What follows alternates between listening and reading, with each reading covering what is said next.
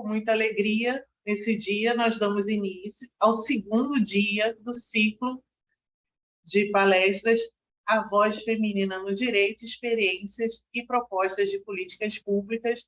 Como sempre, a gente tem abrilhantando e dando início ao nosso evento a fala do professor doutor Emerson Moura, nosso coordenador do PPGD da Unirio, no qual, dando boa tarde a ele, eu estendo a todos os presentes e aos que vão chegar também. Professor Emerson, boa tarde. Boa tarde, Andréia. Eu que cumprimento essa belíssima iniciativa sua, da Ana, da Sarita, hoje com vocês também, que é uma iniciativa das discentes do curso de mestrado do Programa de Pós-Graduação Estricto Sensu em Direito da Unirio, que é uma iniciativa importante porque aborda dois pontos relevantes para a pós-graduação, né?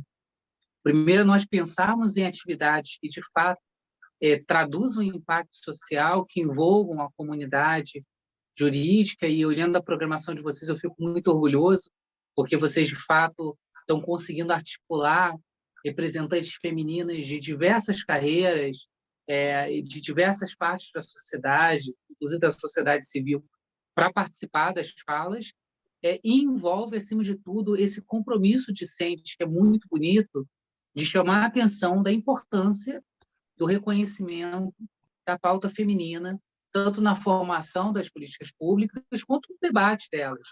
Então, particularmente, eu fico muito feliz de poder fazer a abertura e fiz questão hoje, falei com a Ana, apesar de inúmeros compromissos, de estar presente aqui para abrir e hoje para acompanhar enquanto estou trabalhando, por poder ver hoje vocês que estão na frente do evento, podendo falar e podendo trazer essas perspectivas que são importantes para nós discutirmos. Num país que, majoritariamente, nós temos uma população feminina, muitas das vezes a modelagem das políticas públicas são feitas exclusivamente por homens, sem ouvir ou sem sequer ter qualquer tipo de participação daquelas que vão representar a maior parte das destinatárias das ações estatais. Então, parabenizo de novo o evento, desejo sucesso, e hoje eu não tenho banca sucessivamente a apresentação de evento, então vou ficar aqui quietinho na minha ouvindo, como eu falei na abertura do primeiro evento, é um evento para o homem assistir e ouvir as mulheres falando, não é um evento só para ter mulheres, mas é um evento principalmente para nós podermos ver a perspectiva de vocês. Então, parabéns de novo pelo evento, parabéns pela programação e parabéns já antecipado pela palestra de vocês. Muito obrigada, professor Emerson.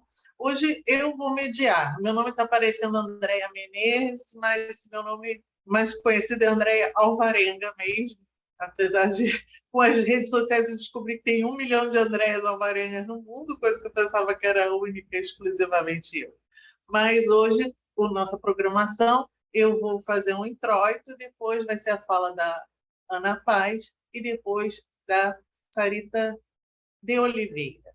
Eu agradeço a presença aqui de quem eu estou conseguindo ver, Orlando de Souza, muito obrigada pela presença. A Lívia Miranda, que vai ser a nossa próxima palestrante, está nos abrilhantando com a sua presença aqui. Muito obrigada, Lívia, é uma presença muito importante. E a todos os demais que estão nos assistindo nesse momento. Então, eu vou começar falando um pouquinho da minha trajetória no direito. Não vai ser uma fala, não estou patronizando ninguém nem nada. Aqui é um ambiente de acolhimento. Então, eu quero dizer para vocês, para inspirar também algumas situações que a gente pensa, nossa, já passei por isso, e tem em mente que a gente, às vezes, nunca passou por uma situação sozinha. Eu, por exemplo, eu estudei a minha vida toda no Colégio Pedro II e ingressei na faculdade de Direito, que foi minha primeira escolha de vida. Acho que desde pequenininha eu já queria fazer Direito, embora isso seja raro, na UFRJ, com muita alegria. Mas eu vi que o mundo do direito, eu sou uma amante da filosofia, sociologia, e eu notei até uma coisa que o professor Emerson pontuou ontem, na matéria que a gente faz na UERJ, que o pessoal do direito é muito de lei seca, lei fria. E isso me uma certa estranheza nos bancos da Faculdade de Direito.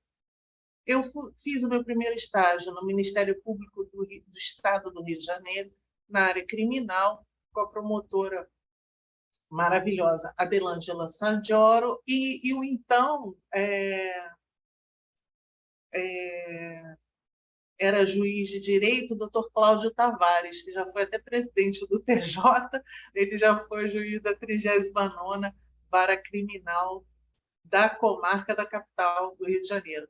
Era uma equipe maravilhosa, né? Então, aprendi muito, mas lá pelas tantas, no meio da faculdade, o que surgiu? O concurso do TRF, que na época, para dizer a verdade, eu não sabia nem direito o que era a Justiça Federal. E eu fui e fiz o concurso, eu me lembro que era do tempo da Folha Dirigida, eu sou meio antiga, era o tempo da Folha Dirigida, isso é TRF, 300 mil inscritos. E o que eu quero dizer para vocês é que eu me inscrevi, mesmo com todo mundo falando, você não vai passar, porque são 300 mil inscritos e 300 vagas. E eu pensando, meu Deus, por que eu não vou passar? Eu nunca fui, e eu quero passar essa experiência para vocês, aquela pessoa que a pessoa faz a minha cabeça. Eu sempre fui e fui. Então, dessa forma, eu fiz a prova do TRF e fiquei em 321, nunca me esqueço. Até chorei, achando, nossa, se a gente jogou o Uruk em mim, eu fiquei assim, meio chateada, bem chateada, não mais ou menos chateada, eu fiquei em 321. Mas, para minha sorte, as pessoas faziam prova para oficial de justiça, para outros TRFs, e nessa eu entrei, porque 21 pessoas foram para os seus destinos e eu fui para o meu. Então, eu, com 20 anos, ingressei no TRF. Muito nova, muito ingênua, naquela bolha de papai e mamãe cursinho de inglês, aquela coisa do Eduardo e Mônica, eu era o Eduardo lá da história. Então, e eu segui esse tempo todo e fiz a minha especialização na Cândido Mendes, ali ali na Rua da Assembleia, que é a pós-graduação da Cândido Mendes, é na Rua Travessa do Carmo, 29, não esqueça. E fiz em responsabilidade civil, que é uma área do direito civil, e eu trabalhava muito com isso no tribunal, na responsabilidade civil do Estado. Então, a minha dissertação foi em reparação do dano estético no âmbito do SUS. Olha só que interessante. O SUS já era o meu objeto de estudo, e a minha dissertação era um estudo de caso de uma mulher, um caso real que nós analisamos, de uma mulher que teve 5 filhos. Na 5ª gravidez, ela estava com uma infecção generalizada. E ela foi para o SUS, ficam naquela coisa de esperar dar a hora do bebê nascer, e aquela forçação de barra, aquela violência obstétrica que a gente já ouve falar, graças a Deus é denunciada hoje em dia. E ela teve a criança, graças a Deus a criança foi bem, mas tinha um problema, a barriga dela foi toda retalhada. E a nossa grande luta foi no sentido de que não se via naquela mulher uma reparação de dano estético, só porque ela era pobre, carente. É como se o dano estético fosse só referente a modelo, a uma mulher linda, maravilhosa. Ela não se sentia mais bem com ela mesma. E ela não podia mais ter filhos por um pré-natal deficiente, por um parto que foi desumanizado, deixou ela estéril. Ora, e diziam assim, mas ela já tem 5 filhos. Tudo está no direito de escolha.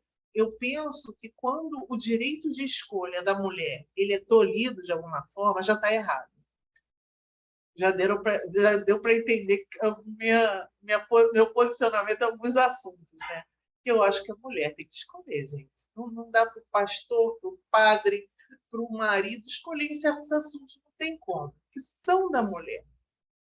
Lógico que ela tem que ter um planejamento familiar, tudo é o acesso, tudo vai morar na escolha.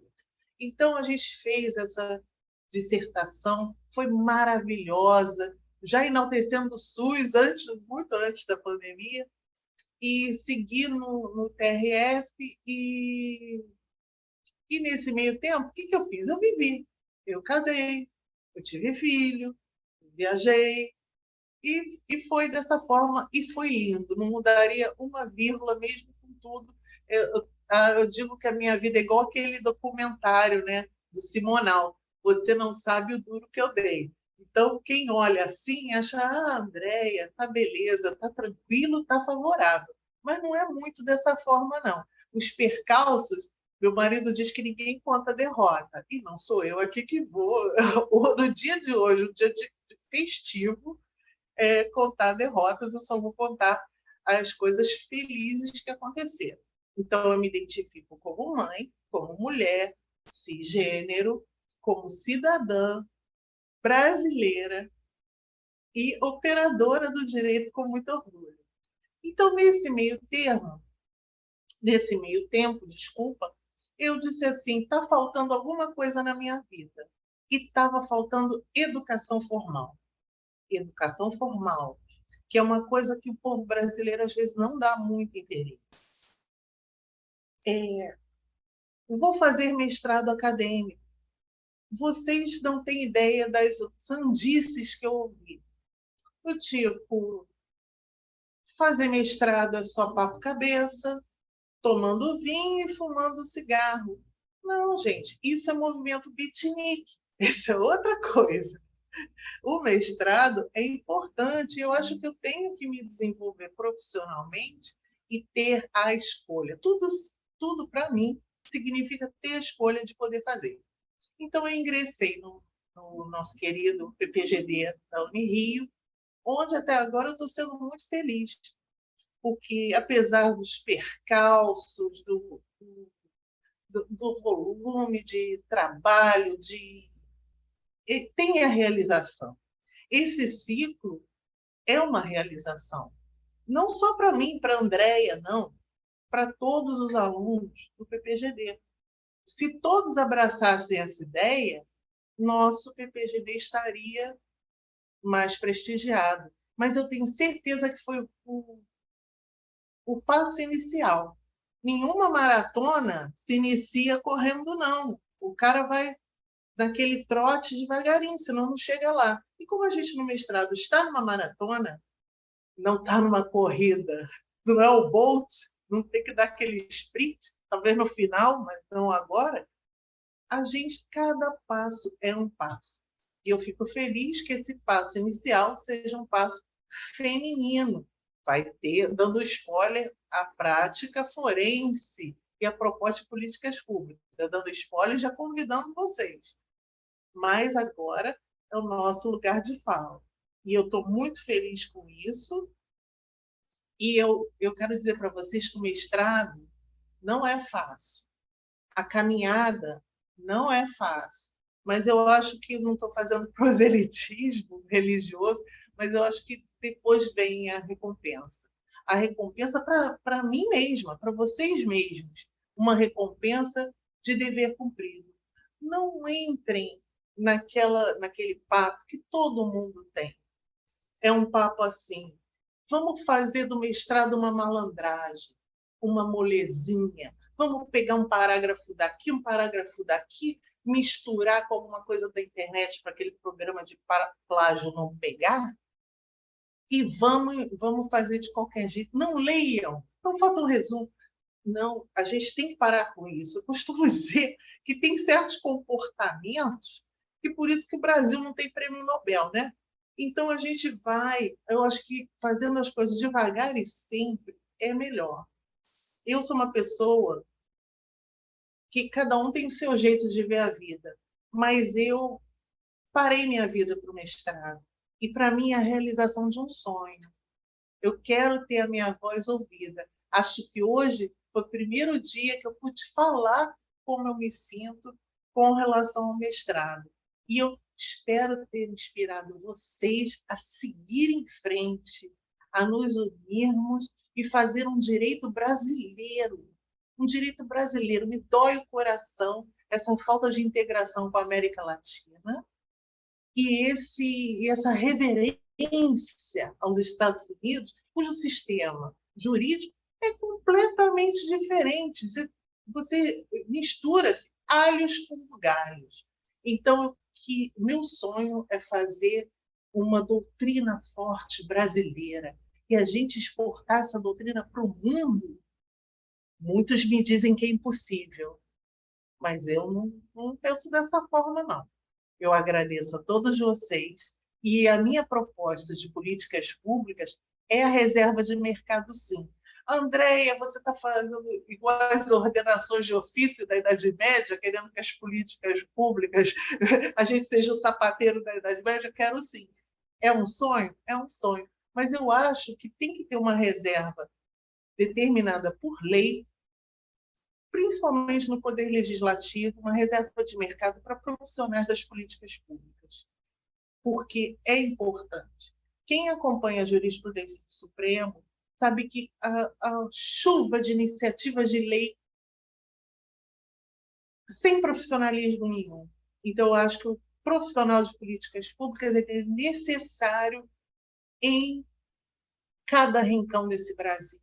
Mas você pode me dizer, Andréia, como assim? No município de Itapopoca do Norte, você quer que tenha um profissional de políticas públicas? Quero sim, porque esse era o papo que falavam das farmácias, quando o farmacêutico queria reserva de mercado. Mas vai ter farmacêutico em Duque de Caxias? Era o que a gente ouvia. Pois é, agora tem farmacêutico em todos os lugares. Então, eu termino aqui minha fala. Agradeço muito ao PPGD, professor Emerson, Ana, que é minha companheira de jornada do ciclo, Sarita, que está se juntando a nós, doutor Fábio Vanderlei, que nos assessora aí o tempo todo, e eu passo a palavra com muita alegria para Ana Paz, servidora pública, federal, pesquisadora e mestranda do PPGD Unirio. Boa tarde, Ana. Obrigada, Andréia. Gostaria de primeiro agradecer, né, a presença de todo mundo aqui, do professor Emerson, da Sarita, da Andréia, do Dr. Fábio. Agradeço muito. É uma honra estar falando aqui nesse ciclo de palestras, né, onde a gente começou organizando, e aí nós pensamos, irmão, por que não nós também, somos operadores do direito, por que não nós também falarmos, darmos a nossa voz, né? E foi muito interessante a sua fala, André, porque assim, a gente não combinou nada, né? E o que eu achei curioso sobre a sua proposta de política, eu quero até compartilhar com vocês que em 2015, né, a ONU se reuniu por meio da sua Assembleia das Nações Unidas e fez 17 objetivos lá em Nova York para o desenvolvimento sustentável. E um dos objetivos, né, que é o ODS 5, é a igualdade de gênero, que é alcançar justamente a igualdade de gênero e empoderar todas as mulheres e meninas. Eu até achei curioso quando eu vi esse ODS, porque o empoderamento não é só das mulheres, e sim das meninas. Para atingir esse objetivo, ele vem, né, descrevendo algumas metas. Estou fazendo só essa contextualização para mostrar a relevância do nosso evento e que ele está totalmente direcionado ao atingimento de desenvolvimento sustentável. Dentre essas metas, nós temos acabar com todas as formas de discriminação, temos a violência, e aí, em relação ao seu TCC, né, o seu TCC que você fez, acho que bem antes de 2015, já era uma meta de objetivo de desenvolvimento sustentável. Olha como você já estava antenada na sua graduação, né?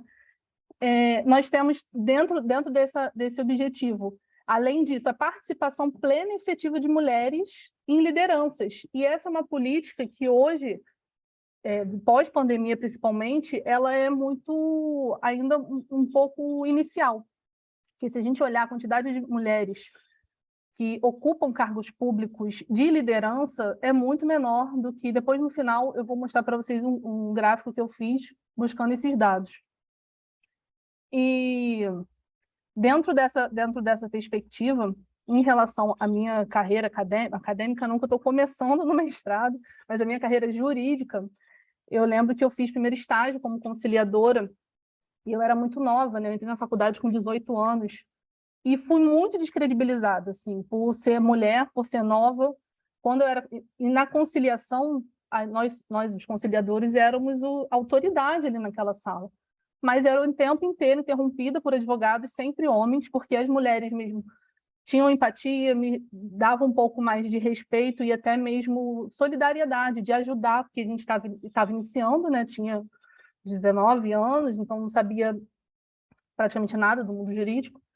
E tínhamos essa ajuda, enquanto os advogados homens, quando não davam em cima, né, falavam graça, ficavam debochando, enfim. E depois eu fiz um estágio na Defensoria Pública da União, aí já estava mais para frente, no 7º período, tive muita dificuldade, porque eu morando em Santa Cruz, estudando em Campo Grande, indo para o centro do Rio, né, até a palestra da doutora Clésia foi um pouco nesse sentido, em relação à dificuldade do transporte e de acesso que nós, moradores da Zona Oeste, no meu caso, tinha de ir para o centro, mas graças a Deus tive o privilégio de fazer estágio com uma defensora mulher, e assim, ela me ensinou muito valores humanos mesmo. Sou muito grata a ela até hoje por conta dessa liderança que eu tive como um espelho de uma mulher, de uma defensora humana nesse sentido. E depois que eu me formei, fui a tentar advogar, assim, todas as minhas tentativas de advocacia foram muito frustrantes, e eu fui tentar ser audiencista no escritório e, pasme, fiquei quase 4 meses para receber, enquanto eu sabia que advogados, homens que tinham entrado junto comigo já tinham recebido. Então, assim, você vê a dificuldade de reconhecimento e de reconhecimento da mulher mesmo na advocacia. E quando eu estava fazendo audiência, também era um complicado, né? Eu, com 22 anos, ia a cartórios, era destratada, ou, não, a fila de estagiário ali, não, eu sou advogada. Não, enfim, era esse caos que todo mundo, eu acho que todas as mulheres que começam a advogar passam por isso, né? Depois exerci um cargo em comissão no MP, que fui assessora de um promotor, e também, assim, graças a Deus, foi um estágio tranquilo, e depois passei num concurso que hoje estou, trabalho na Rural, sou assistente de administração, e aqui é o caos. Em que sentido? Bom, eu sou técnica administrativa, eu lido diariamente com docentes, né? Docentes do sexo feminino, normalmente, são um pouco mais empáticas em relação ao ser mulher também, porque a minha atividade aqui, em algumas vezes, eu tenho que dizer não. Só que o dizer não é pela lei, não sou eu que crio a lei. A gente apenas, né, na administração pública, a gente executa o que está na lei. E algumas pessoas não ficam satisfeitas, e normalmente as que se crescem para cima de mim são os homens. Ao ponto de eu ouvir assim, mas você não sabe como é que é um pós-doutorado. E enquanto a pessoa queria bater de frente comigo porque queria um certo benefício da 8.112 que ele não tinha direito. Então, às vezes a gente tem que, assim, se ser uma outra pessoa, e é o que mais me incomoda, porque eu não sou uma pessoa, sou uma pessoa muito alegre, sou uma pessoa muito autoastral, mas às vezes eu tenho que colocar uma camisa de ser incisiva, de ser uma personalidade que eu não gosto, para eu poder ser respeitada no ambiente de trabalho. Isso, para mim, eu acho que uma coisa que mais me incomoda sendo mulher é isso, eu ter que vestir uma camisa que não é minha para poder ser respeitada e ser ouvida, né? Já sofri 2 assédios por homens, sempre por homens, aqui na universidade. Reportei, foi tudo resolvido, mas, assim, situações de perseguição em corredor, para dar parecer favorável. Então, assim, se fosse um servidor homem, será que essa pessoa agiria da mesma forma? Eu acredito que não, né?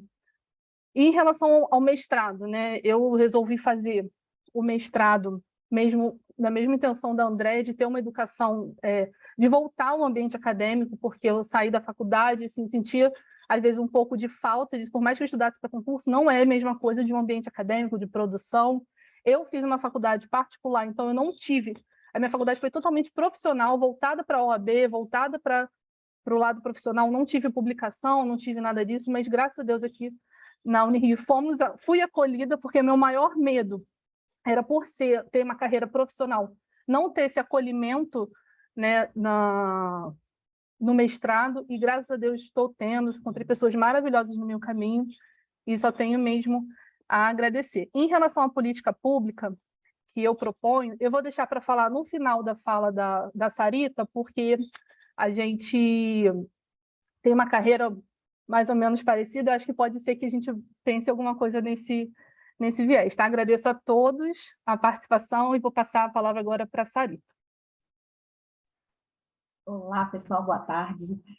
Para quem não me conhece, eu sou Sarita, estudo lá no PPGD com a Andréia e a Ana, também estou fazendo mestrado em Direito e Políticas Públicas e fui convidada para falar hoje sobre um pouquinho dos desafios de ser mulher nesse espaço, né?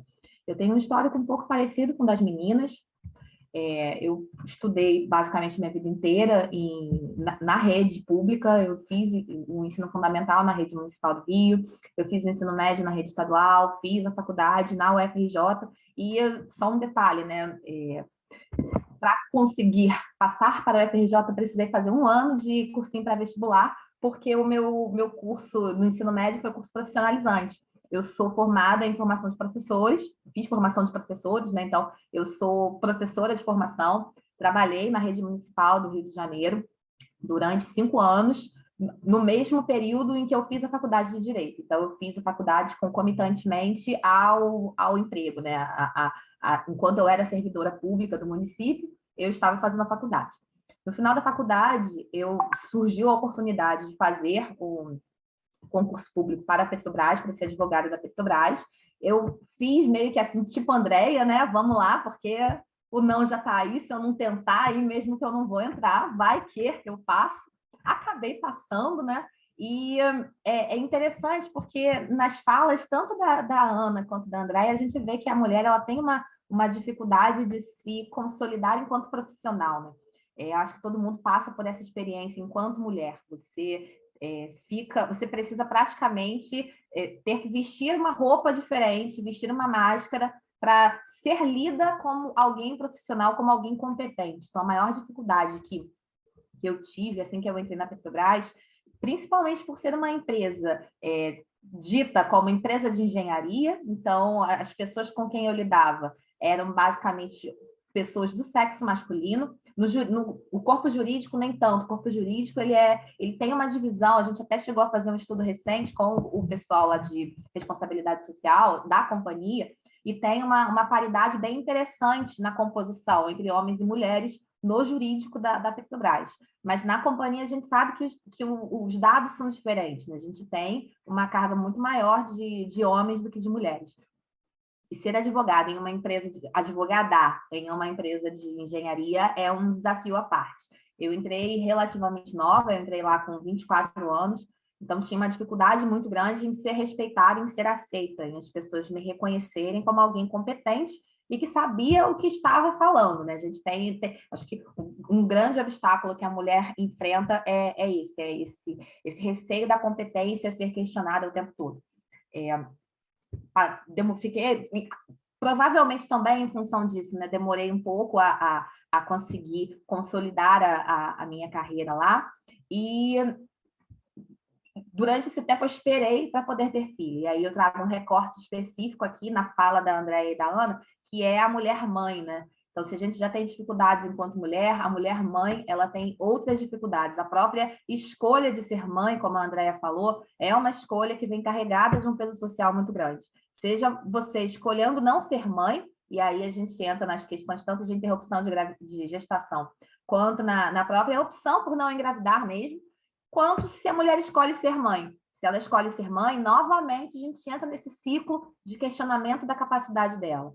Ela não vai se dedicar tanto, ela vai dar mais atenção para o filho, se a gente precisar que ela faça um trabalho urgente, ela não vai conseguir atender, ela está com as emoções à flor da pele, ela não consegue se controlar, é porque ela é mãe, é porque ela tem filho. Então, vem esse questionamento da competência que retorna. Então, a entrada no mercado de trabalho já traz esse questionamento. Quando a mulher decide ter filho, o questionamento volta por um outro ângulo, pelo ângulo da maternidade. E há também uma falta de representatividade, né? A gente percebe que os espaços, eles não são espaços feitos... O mercado de trabalho, de forma geral, e aí especificamente o mercado de trabalho jurídico, ele não é feito para acolher a mulher mãe. Ele não é feito para... As horas de trabalho, elas não são adequadas para isso, a rotina de trabalho não é adequada, nós não temos espaços adequados que consigam receber essa mulher, principalmente nos anos iniciais de vida do bebê, e consigam dar um apoio, dar um suporte, ser mesmo uma rede de apoio para essa mulher que já está passando por tantas mudanças na vida dela, né? Então, eu tive muita dificuldade com isso. Felizmente, eu fui... É interessante porque a gente sempre traz o que deveria ser a prática como exceção e como uma exceção recompensada, né? Mas, felizmente, eu tive gestores que foram extremamente compreensivos. A minha gestora direta já tinha passado pela mesma situação, então, tudo que ela pôde fazer para facilitar a minha vida, de me liberar mais cedo, de deixar eu trabalhar de casa, de dar acesso remoto para eu poder trabalhar de casa, mesmo em horário que deveria ser horário de trabalho, que eu deveria estar presencial, né, digamos, no caso, quanto o meu gestor indireto, que era um homem e que, de uma forma interessante, a esposa dele também é advogada, e ele tinha acabado de passar por algo semelhante. Ele tinha um filho também, a esposa dele tinha recentemente voltado ao trabalho de licença maternidade, e ela tinha passado por diversas dificuldades no trabalho, de precisar convencer as pessoas de que ela precisava ser olhada de uma outra forma, precisava ser olhada naquela situação que ela estava enfrentando, passando naquele momento. E então, muito possivelmente, em função da experiência pela qual a esposa dele estava passando, ele conseguiu ter esse olhar empático. Talvez ele até tivesse, não fosse o caso da esposa dele, mas eu acho que ele conseguiu se relacionar de uma forma mais direta comigo e com a minha necessidade no momento, em função da esposa dele. Mas eu sei que isso é raridade no mercado de trabalho. Infelizmente, o que a gente mais vê é o aumento de cobranças ou, ao contrário, né? A mulher ser deixada na geladeira com essa alegada incompetência temporária, porque vai estar muito mais focada no bebê e não vai conseguir se dedicar. E isso também é um outro obstáculo, né? Porque a gente termina tendo que demonstrar o triplo da nossa eficiência. Não basta a gente voltar sendo o que a gente era antes de ter o bebê, não basta a gente voltar rendendo da mesma forma. A gente tem que voltar com gás total e dando o triplo, 4 vezes mais do que o que a gente dava, porque senão o questionamento vem, ela está desmotivada porque ela preferia estar em casa com o filho. Na verdade, ela não queria estar aqui. Então, a gente percebe que a mulher, ela já é olhada com lupa. A mulher mãe, com esse recorte da maternidade, ela é olhada com uma lupa maior ainda, né? A lente de aumento se intensifica e começam as ações dela, que seriam ações ordinárias, começam a ser analisadas pelo viés da maternidade, sempre com uma conotação negativa, né?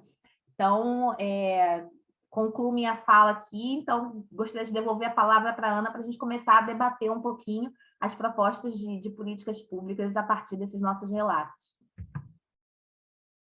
Então, tá bom, muito bom, Sarita. Eu vou compartilhar aqui com vocês primeiro um gráfico que eu hoje, por acaso, que eu achei bem interessante sobre a taxa de desemprego em relação às mulheres e os homens. Na pandemia, ela deu uma aumentada. Então, assim, precisamos pensar, né, vocês estão vendo o... Sim. Tá aparecendo aqui sim, Ana. Tá. Gráfico. Então, nós precisamos pensar em políticas porque antes da pandemia já era complicador, né? Já era um complicador. Depois da pandemia, muitas mulheres perderam o emprego, então é um agravante que nós tivemos que precisa ser, de fato, pensado politicamente. Por isso que eu achei interessante até a fala da Andréia, porque só a mulher, talvez, consiga pensar, estando numa cadeira de gestora ou de analista de políticas públicas, consiga ver esse recorte.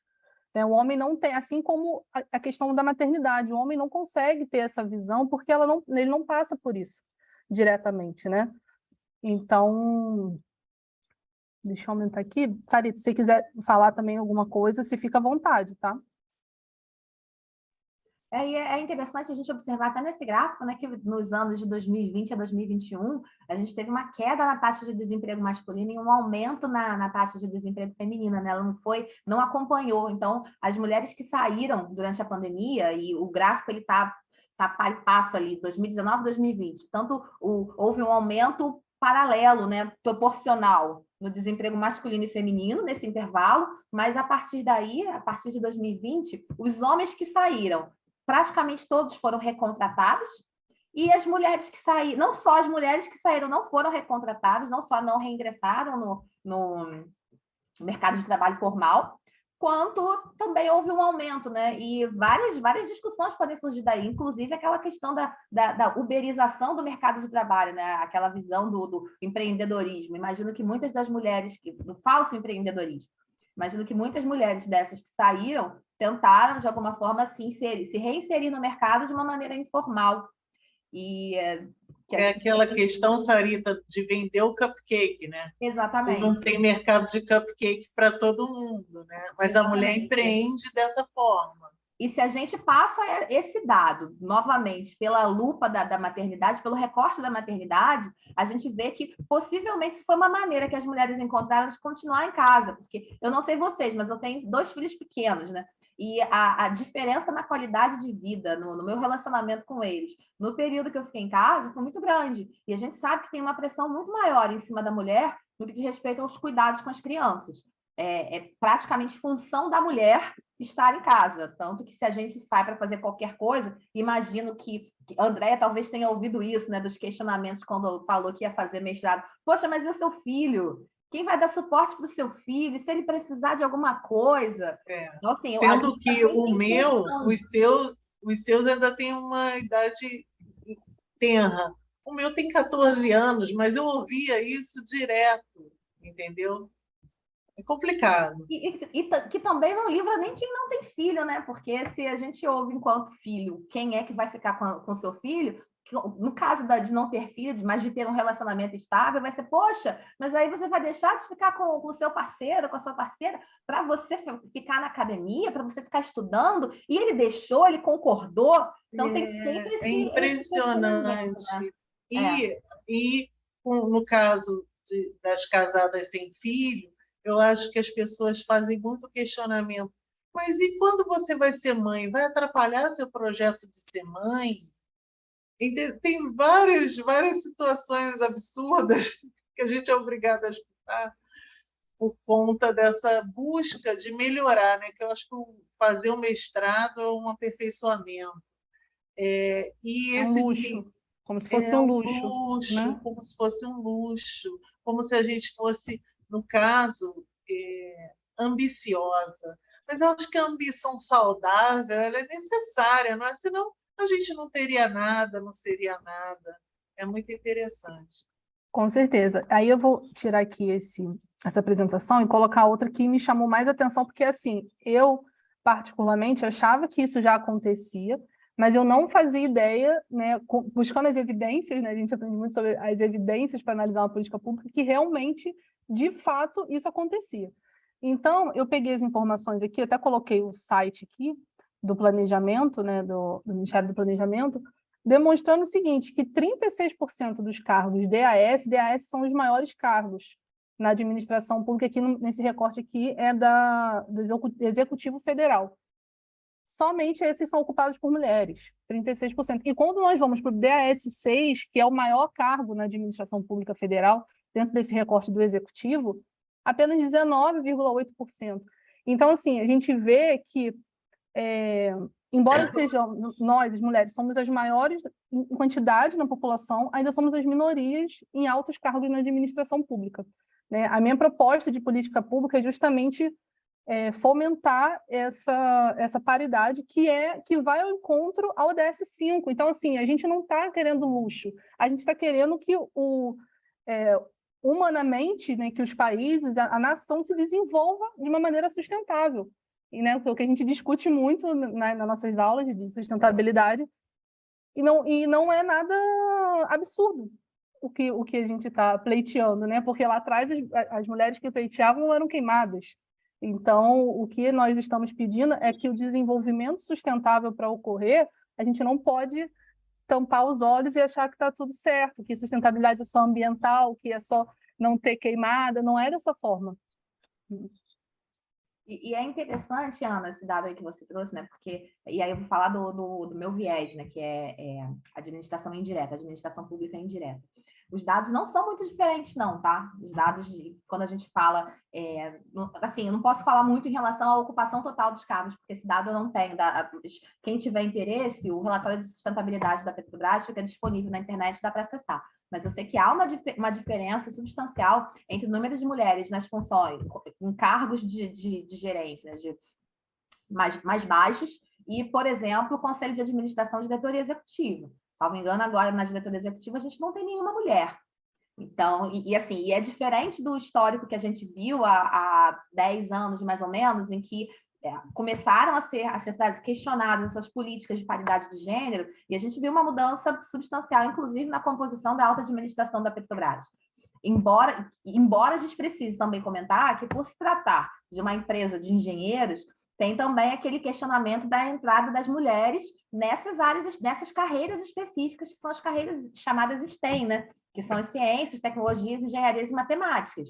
Que são carreiras que não têm muita participação feminina, também por conta de atuação ainda na infância. E aí, Ana, isso conversa muito com aquela sua fala inicial sobre o ODS 5, de você trazer para a menina essa paridade de gênero, dela poder escolher quem ela vai ser, inclusive dela optar seguir uma carreira que tradicionalmente é ocupada por homens.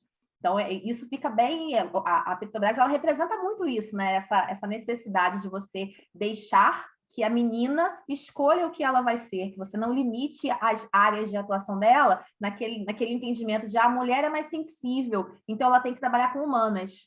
Ela não pode trabalhar com exatas. Tem que ser professora. Número ela não entende. Ela não sabe. Mulher tem que fazer letras. Tem que fazer letras, tem que ser professora. E assim, e falando sempre como se essas carreiras fossem subcarreiras. Sim, como se fossem atividades as ciências de baixa tecnologia. Exatamente. Que não interessam. Não, a mulher vai ficar com essas áreas aqui que tem mais a ver com o instinto maternal dela. E aí a gente percebe que tudo que a gente fala recai no mesmo ponto, né?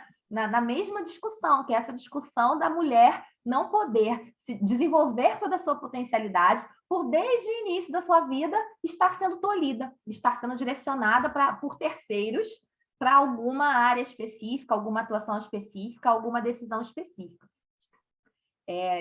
Um outro ponto que eu queria falar também sobre essa discussão aqui, até esqueci, gente, eu tinha anotado aqui, mas eu esqueci o que... Então, eu vou fazer uma pontuação.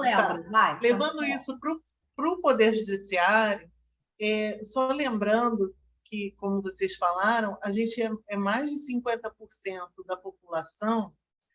Muitos doutrinadores dizem que o Poder Judiciário não deve representar a sociedade sob o manto da tal neutralidade. Eu discordo veementemente.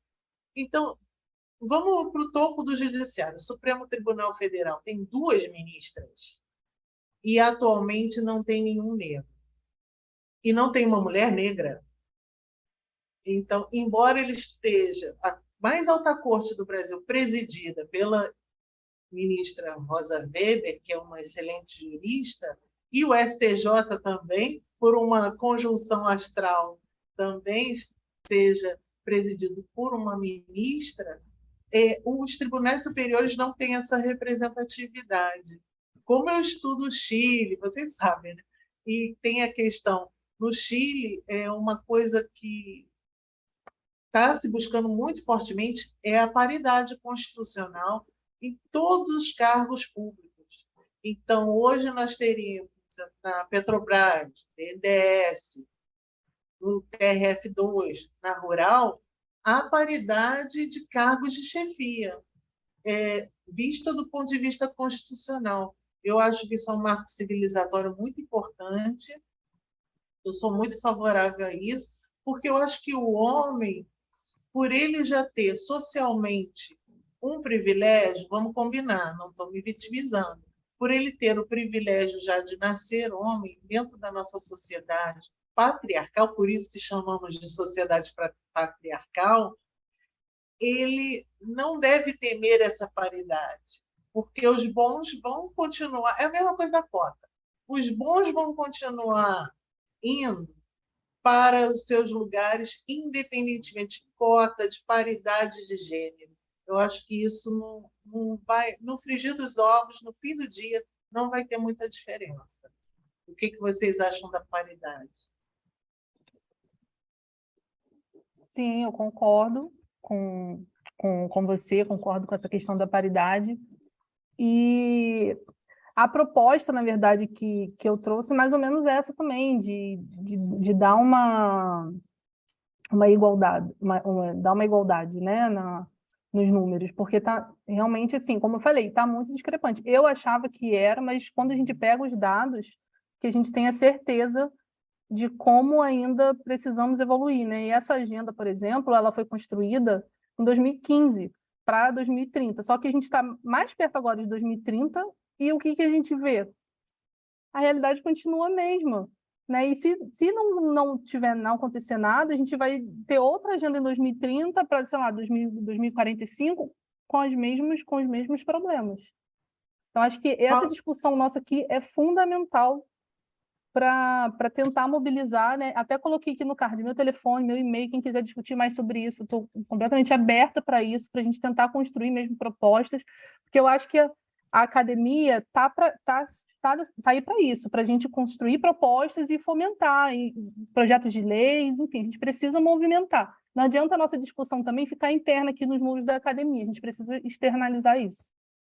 Exatamente, Perfeito. concordo. E um viés aqui importante da sustentabilidade, né, que já existem pesquisas recentes que falam que quanto maior a preocupação com a sustentabilidade nas 3 dimensões, né, ambiental, econômico e social, maior o rendimento o desempenho financeiro mesmo das empresas. Então, existe uma correlação direta entre isso. Quando a gente fala em paridade, parece que a gente está falando de reserva de mercado, e, na verdade, ainda que a gente falasse de reserva de mercado, não seria uma reserva que traria prejuízos, pelo contrário, né? Seria no interesse do próprio desenvolvimento da sociedade, desenvolvimento pleno da sociedade.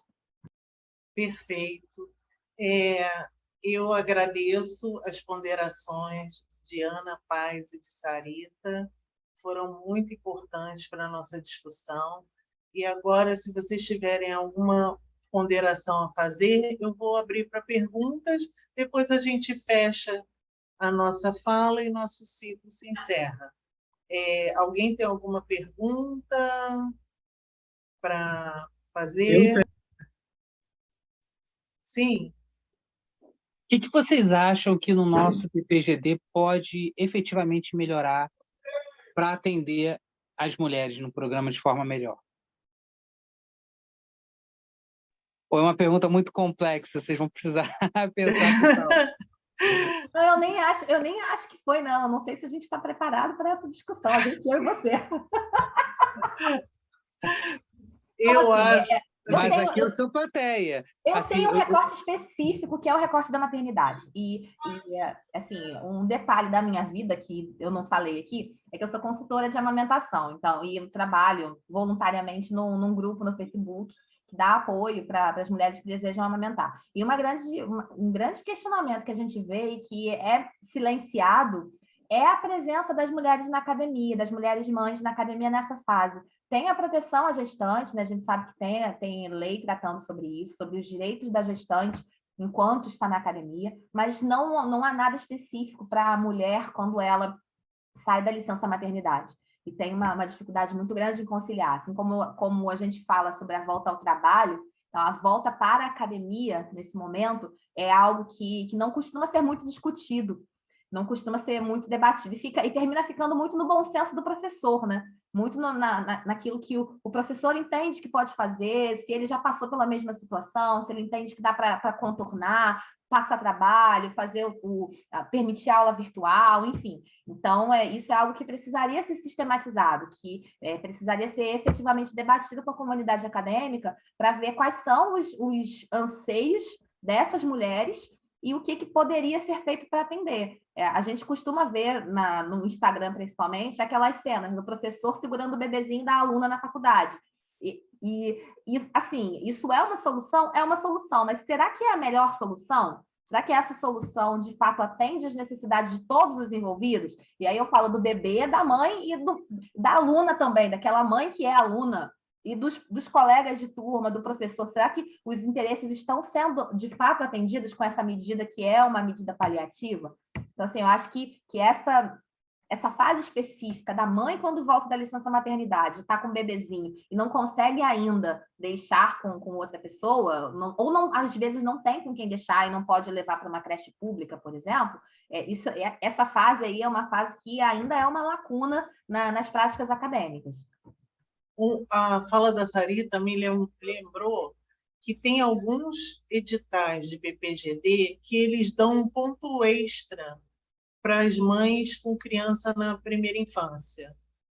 E eu acho uma política interessante, porque ele dá no que ela perde, por exemplo, de tempo.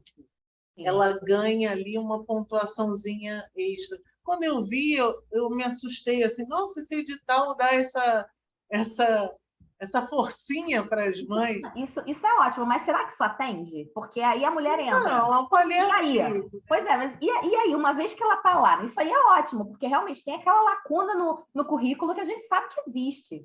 A gente sabe que existe. A lacuna é exatamente da idade do filho. O que você fez nos últimos 5 anos? Eu fui mãe.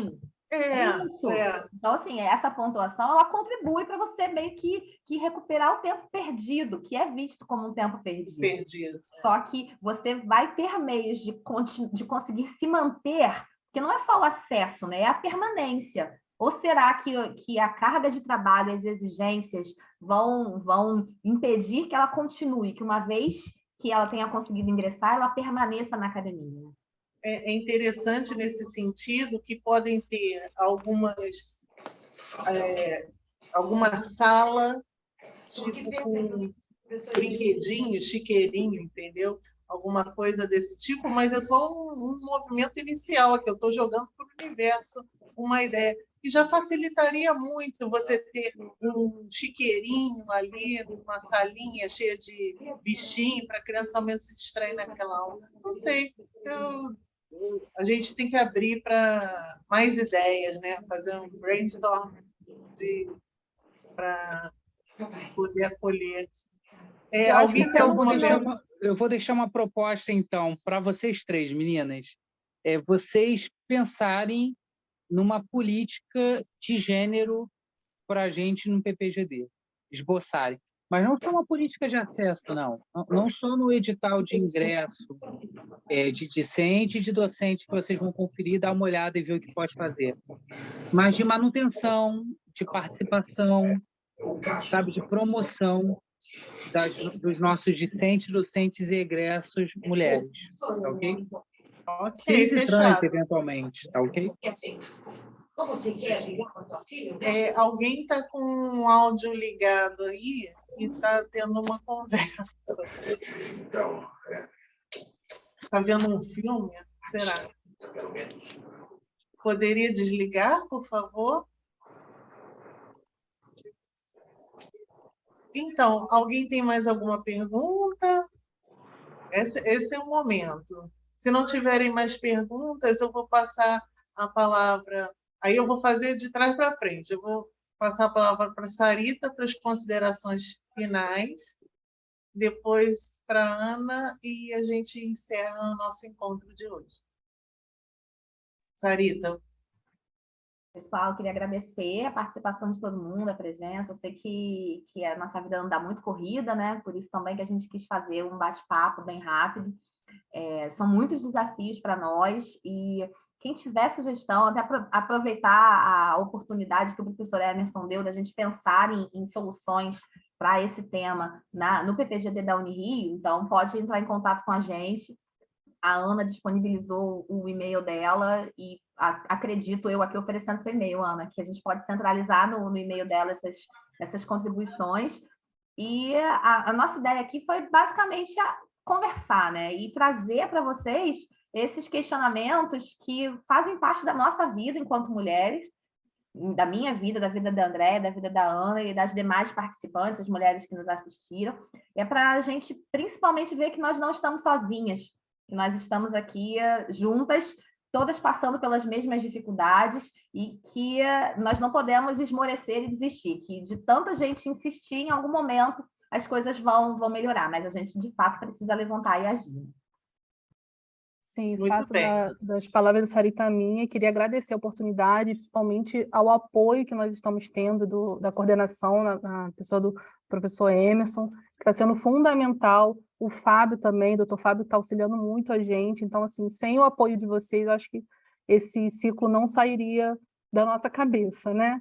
Então, eu compartilhei de novo aqui o slide, o card, né, que a Isabel pediu com o meu telefone. Esse telefone é o WhatsApp, então vocês podem também enviar mensagem, o e-mail também. E assim, professor Emerson, missão dada é missão cumprida. A gente, ou no final do ciclo, ou conforme a gente for tendo ideias, a gente pode montar um grupo e aí a gente vai compartilhando com o senhor nossas ideias, tá bom? E agradeço a todos a presença.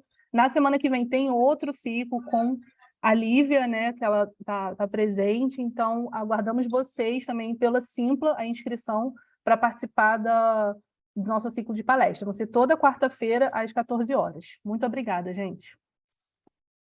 Então, eu vou aqui, vamos encerrando esse nosso encontro. Eu quero agradecer de novo ao professor Dr. Emerson Moura. Sem o seu apoio, seria impossível esse nosso encontro. Quero agradecer a Sarita e a Ana, minhas colegas aí de caminhada, que vamos. Convido a todos para ouvirem as nossas palestras, como a Ana bem colocou, semana que vem a doutora Lívia Miranda vai ser a nossa palestrante. E a Tereza gostaria de fazer alguma pergunta?